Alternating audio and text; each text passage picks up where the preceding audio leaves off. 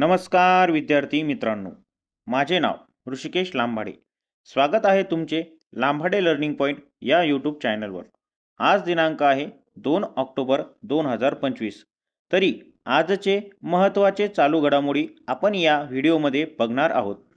कोणी चॅनलवर नवीन असेल तर असेच व्हिडिओ रोज बघण्यासाठी चॅनलला सबस्क्राईब करा व बेल आयकनला प्रेस करा.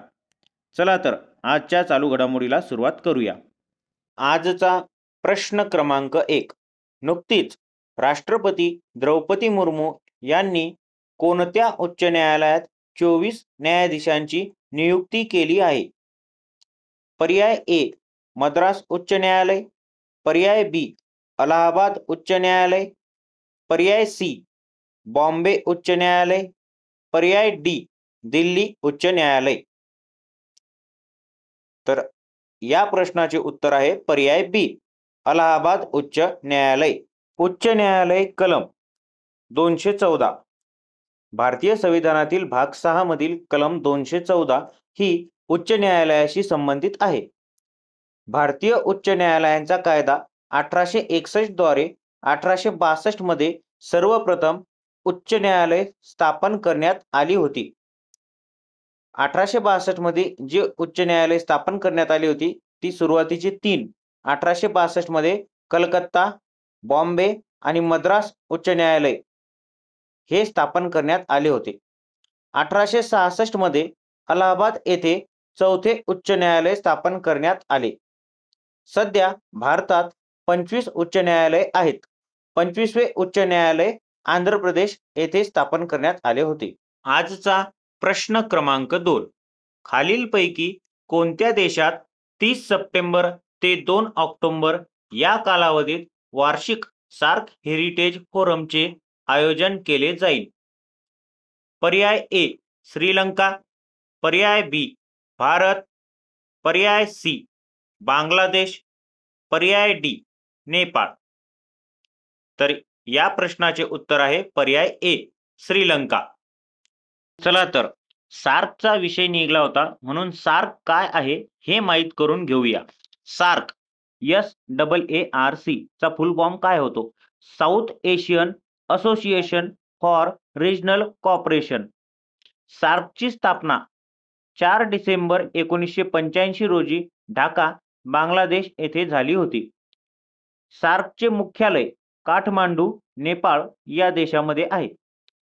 सार्कचे सदस्य देश भारत, भूटान, बांगलादेश, अफगाणिस्तान, पाकिस्तान, नेपाळ, मालदीव व श्रीलंका असे 8 सदस्य देश सार्कचे आहेत. आजचा प्रश्न क्रमांक 3. सरकारी आकडेवारीनुसार सन 2024 व 25 मध्ये सलग चौथ्या वर्षी भारताचा सर्वात मोठा व्यापारी भागीदार कोणता देश राहिला आहे? पर्याय ए चीन, पर्याय बी सौदी अरेबिया, पर्याय सी इंग्लंड, पर्याय डी अमेरिका. तर या प्रश्नाचे उत्तर आहे पर्याय डी अमेरिका. सरकारी आकडेवारीनुसार आर्थिक वर्ष 2024-25 मध्ये सलग चौथ्या वर्षी अमेरिका भारताचा सर्वात मोठा व्यापारी भागीदार ठरला आहे. या काळात अमेरिका आणि भारतादरम्यानचा द्विपक्षीय व्यापार 131.84 अब्ज डॉलर्सपर्यंत पोहोचला आहे. तुलना: या काळात भारताची चीन सोबतची व्यापारी तूट लक्षणीयरित्या वाढून 99.2 अब्ज डॉलरवर पोहोचली आहे. तरीही चीन दुसऱ्या क्रमांकाचा व्यापारी भागीदार आहे. आजचा प्रश्न क्रमांक 4. 26 सप्टेंबर 2025 रोजी नवी दिल्ली येथे जागतिक अन्न नियामक शिखर परिषद 2025 च्या आवृत्तीचे उद्घाटन कोणी केले आहे? पर्याय ए अमित शहा, पर्याय बी शिवराज सिंग चौहान, पर्याय सी जगत प्रकाश नड्डा, पर्याय डी किरण रिजिजू. तर या प्रश्नाचे उत्तर आहे पर्याय सी जगत प्रकाश नड्डा म्हणजेच JP नड्डा. बाजूच्या इमेजमध्ये तुम्ही त्यांना बघू शकता. हे आहेत JP नड्डा, जगत प्रकाश नड्डा. हे आपल्या भारताचे आरोग्य मंत्री सुद्धा आहेत. अमित शहा, पर्याय ए मधला अमित शहा हे भारताचे गृहमंत्री व तसेच सहकार मंत्री आहेत. व पर्याय बी शिवराज सिंग चौहान हे भारताचे कृषी मंत्री आहेत. JP नड्डा हे मी अगोदरच सांगितलं तुम्हाला, हे भारताचे केंद्रीय आरोग्य मंत्री आहेत. आजचा प्रश्न क्रमांक 5. नुकत्याच RBI द्वारे जारी केलेल्या आकडेवारीनुसार भारताचा विदेशी मुद्रा साठा म्हणजेच फॉरेक्स रिझर्व्ह घटून किती झाला आहे? पर्याय ए 702.57 अब्ज डॉलर, पर्याय बी 650.5 अब्ज डॉलर, पर्याय सी 600 अब्ज डॉलर, पर्याय डी 720.7 अब्ज डॉलर. तर या प्रश्नाचे योग्य उत्तर आहे पर्याय ए 702.57 अब्ज डॉलर. RBI चा विषय निघाला आहे. तर RBI विषयी आपण अधिक माहिती जाणून घेऊया की RBI म्हणजे काय असते. तर RBI म्हणजेच रिझर्व्ह बँक ऑफ इंडिया, भारतीय मध्यवर्ती बँक. RBI ची स्थापना 1 एप्रिल 1935 रोजी झाली. RBI कायदा 1934 द्वारे RBI बँकेची स्थापना झाली. याचे संस्थापक होते इंग्रज. RBI चे मुख्यालय आहे मुंबई. RBI ची रचना 1+4 म्हणजेच 1 गव्हर्नर आणि 4 व्हाईस गव्हर्नर अशी असते. तर RBI चे पहिले गव्हर्नर सर ऑस्बॉर्न स्मिथ हे होते. RBI चे पहिले भारतीय गव्हर्नर CD देशमुख हे होते. RBI चे सर्वाधिक काळ गव्हर्नर राहणारे म्हणजेच RBI चे सर्वाधिक काळासाठी कोण गव्हर्नर होते? तर त्याचं उत्तर आहे BN राव, बेनेगल नरसिंग रामा राव. आजचा प्रश्न क्रमांक 6. स्वस्थ नारी सशक्त परिवार अभियानाला कधी सुरुवात झाली आहे? पर्याय ए 17 सप्टेंबर 2025, पर्याय बी 10 सप्टेंबर 2025, पर्याय सी 15 सप्टेंबर 2025, पर्याय डी 20 सप्टेंबर 2025. तर या प्रश्नाचे योग्य उत्तर आहे पर्याय ए 17 सप्टेंबर 2025. भारताचे पंतप्रधान नरेंद्र मोदी यांच्या वाढदिवसाच्या दिवशी म्हणजे 17 सप्टेंबरला या अभियानाला सुरुवात झाली होती. स्वस्थ नारी सशक्त परिवार अभियान हे भारतातील महिला आणि मुलांसाठी आतापर्यंतचे सर्वात मोठे आरोग्य अभियान आहे. आरोग्य आणि कुटुंब कल्याण मंत्रालय आणि महिला आणि बाल विकास मंत्रालय यांच्या संयुक्त नेतृत्वाखालील या उपक्रमात 17 सप्टेंबर ते 2 ऑक्टोबर या कालावधीत देशभरातील आयुष्यमान आरोग्य मंदिरे, सामुदायिक आरोग्य केंद्रे, जिल्हा रुग्णालये आणि इतर सरकारी आरोग्य केंद्रांमध्ये 10 लाखाहून अधिक आरोग्य शिबिरे आयोजित केली जातील. पंतप्रधान नरेंद्र मोदी यांच्या 75व्या वाढदिवसानिमित्ताने देशभरात स्वस्थ नारी सशक्त परिवार अभियान राबविण्यात येणार आहे. मध्य प्रदेश इथल्या धार इथे पंतप्रधान मोदी यांच्या हस्ते 17 सप्टेंबर रोजी या अभियानाचा शुभारंभ झाला आहे. आजचा प्रश्न क्रमांक 7.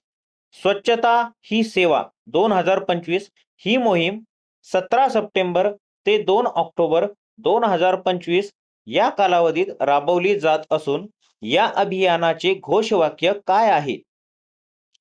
पर्याय ए विज्ञानोत्सव, पर्याय बी शक्तीोत्सव, पर्याय सी स्वच्छतोत्सव आणि पर्याय डी आर्थिकोत्सव. तर या प्रश्नाचे उत्तर आहे पर्याय सी स्वच्छोत्सव. या अभियानाची उद्दिष्टे: पहिले, स्वच्छता आणि कचरा व्यवस्थापनाचे महत्त्व लोकांपर्यंत पोहोचवणे. दुसरे उद्दिष्ट, शाळा व सार्वजनिक ठिकाणी स्वच्छता रॅली आयोजित करणे. तिसरे उद्दिष्ट, स्वच्छोत्सव या थीमनुसार स्वच्छ आणि हरित उत्सव साजरा करणे. चौथे, नागरिकांना सामुदायिक जबाबदारीची जाणीव करून देणे. शेवटचे, एक दिन, एक साथ, एक तास श्रमदान यासारखे कार्यक्रम आयोजित केले जातील. आजचा प्रश्न क्रमांक 8. जेरोम बोआटेंग या खेळाडूने नुकतीच निवृत्ती घेतली. तो कोणत्या खेळाशी संबंधित आहे? याचे पर्याय क्रमांक ए फुटबॉल, पर्याय बी क्रिकेट, पर्याय सी हॉकी, पर्याय डी बॅडमिंटन. तर या प्रश्नाचे योग्य उत्तर आहे पर्याय ए फुटबॉल. बाजूच्या पिक्चरमध्ये तुम्ही बघू शकता जेरोम बोआटेंग यांचा हा फोटो आहे. हे फुटबॉल या खेळाशी संबंधित आहेत. पूर्ण नाव जेरोम अजेनियम बोटेंग. यांचा जन्म 3 सप्टेंबर 1988 रोजी झाला आहे. यांचे जन्मस्थान बर्लिन या शहरात यांचा जन्म झाला. बर्लिन हे जर्मनी या देशामध्ये येते. जर्मनी या देशाची राजधानी आहे बर्लिन. आजचा प्रश्न क्रमांक 9. ड्रोन आणि ड्रोन विरोधी प्रणालीवर म्हणजेच अँटी ड्रोन सिस्टीमवर लक्ष केंद्रित करणारा कोल्ड स्टार्ट नावाचा आपला सर्वात मोठा संयुक्त लष्करी सराव कोणता देश करणार आहे? याचे पर्याय ए चीन, पर्याय बी अमेरिका, पर्याय सी रशिया, पर्याय डी भारत. या प्रश्नाचे योग्य उत्तर आहे पर्याय डी भारत. आपल्या भारतामध्येच हा कोल्ड स्टार होणार आहे आणि आपला भारतीय संयुक्त लष्करी सराव असणार आहे. कोल्ड स्टार्ट हा सराव ऑक्टोबर 2025च्या सुरुवातीला होणार असून यामध्ये भारताचे लष्कर, भारताचे नौदल, भारताचे हवाई दल हे सहभागी होतील. या सरावाचा मुख्य उद्देश ड्रोन आणि काउंटर ड्रोन प्रणालींची चाचणी घेणे आणि भारताच्या हवाई संरक्षण क्षमतेचे मूल्यांकन करणे हा आहे. प्रश्न क्रमांक 10. आंतरराष्ट्रीय साहित्य महोत्सव उन्मेष च्या 3ऱ्या आवृत्तीचे उद्घाटन कोठे करण्यात आले आहे? पर्याय ए भुवनेश्वर, पर्याय बी पटना, पर्याय सी नवी दिल्ली, पर्याय डी चंदीगड. तर या प्रश्नाचे योग्य उत्तर आहे पर्याय बी पटना. म्हणजेच बिहार राज्यामध्ये पटना या शहरात उन्मेष हा महोत्सव साजरा करण्यात आला होता. उन्मेष हा आंतरराष्ट्रीय साहित्य महोत्सव आहे. हा आशियातील सर्वात मोठा आणि समावेशक आंतरराष्ट्रीय साहित्य महोत्सव आहे. या महोत्सवाविषयीची महत्त्वाची माहिती. या महोत्सवाचे आयोजक आणि उद्देश. या महोत्सवाचे आयोजक आहेत साहित्य अकादमी आणि संस्कृती मंत्रालय, भारत सरकार. या महोत्सवाचा उद्देश हा अभिव्यक्तीचा उत्सव म्हणून ओळखला जातो, ज्याचा मुख्य उद्देश विविध भाषांतील साहित्याला राष्ट्रीय आणि आंतरराष्ट्रीय स्तरावर एक व्यासपीठ उपलब्ध करून देणे आणि साहित्याच्या माध्यमातून एकता व राष्ट्रीय भावना मजबूत करणे हा आहे. दुसरा, हा आशिया खंडातील सर्वात मोठा साहित्य महोत्सव मानला जातो. यामध्ये 100हून अधिक भाषांचे प्रतिनिधित्व करणारे लेखक, कवी, विद्वान, अनुवादक आणि प्रकाशक सहभागी होतात.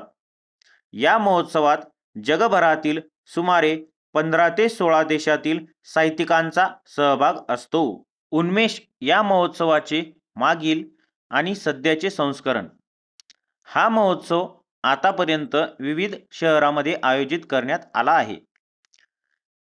या महोत्सवाचे संस्करण पहिले वर्ष 2022 मध्ये ठरले होते, म्हणजे झाले आहे. याचे ठिकाण शिमला, हिमाचल प्रदेश. शिमला येथे 2022 मध्ये या महोत्सवाचे पहिले आयोजन करण्यात आले होते. संस्करण दुसरे वर्ष 2023, ठिकाण भोपाळ, म्हणजेच मध्य प्रदेशमधील भोपाळ या ठिकाणी 2023 मध्ये या महोत्सवाचे दुसरे संस्करण आयोजित करण्यात आले होते. संस्करण तिसरे वर्ष 2025, ठिकाण पटना, म्हणजेच बिहार राज्यातील पटना येथे 2025ला तिसरे संस्करण आयोजित करण्यात आले आहे. या महोत्सवाचे तिसरे संस्करण सप्टेंबर 2025 पटना. याचे स्थळ सम्राट अशोक कन्व्हेन्शन सेंटर पटना बिहार. याचा कालावधी 25 सप्टेंबर 2025 ते 28 सप्टेंबर 2025. यात सहभागी भारत आणि परदेशातील 550हून अधिक लेखक आणि साहित्यिक सहभागी झाले होते.